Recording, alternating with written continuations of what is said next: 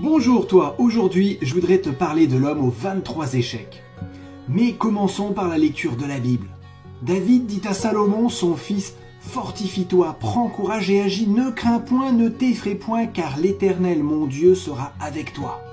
Il ne te délaissera point, il ne t'abandonnera point, jusqu'à ce que tout l'ouvrage pour le service de la maison de l'Éternel soit achevé. » Il faut le dire et le redire, l'échec fait partie de la vie. Si tu veux faire de grandes choses, tu le rencontreras. Considère-le comme une borne située sur la route du succès. C'est ce que décida de faire l'homme aux 23 échecs. Je pourrais ajouter ou préciser l'homme aux 23 échecs majeurs.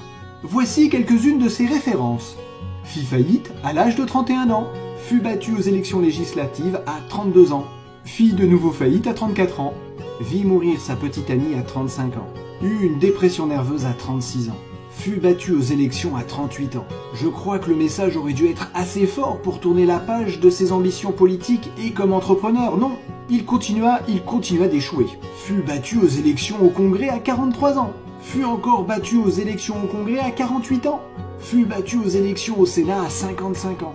Avec un tel parcours, la sagesse aurait voulu qu'il tire son chapeau et qu'il retourne dans sa petite vie pour prendre une pré-retraite tranquille. À 56 ans, il ne parvint pas à se présenter à la vice-présidence de son pays.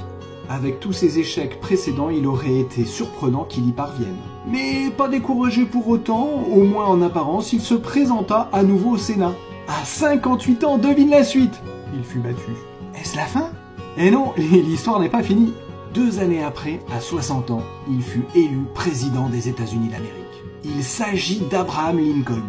Il est encore considéré comme le plus grand président de son pays. Imagine alors qu'aux élections locales, oui, locales, il ait suivi les conseils de ses proches et abandonné toutes ses ambitions. Personne sans aucun doute ne le lui aurait reproché. Et n'oublie pas, pour réussir, fais de tes échecs une étape vers la réussite. À bientôt et que Dieu te bénisse abondamment.